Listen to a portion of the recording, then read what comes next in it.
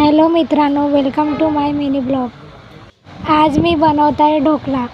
मी घेतला 1 वाटी रवा, त्याच्यानंतर 1 वाटी बेसन घेतला आणि 1 वाटी दही घेतला।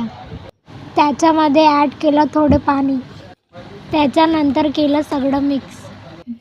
त्याच्यामध्ये ॲड केला अर्धा चम्मच हळद, अर्धा चम्मच मीठ, अजून थोडंसं तेल। त्यानंतर केलं मिक्स, मग 10 मिनटं झाकून ठेवलं।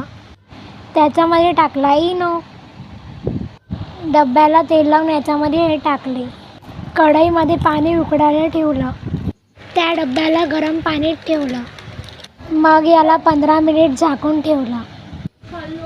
मग चाकू टाकून बघितलं शिजला का नाही। कढईमध्ये टाकले राई, कढीपत्ता आणि मिरची।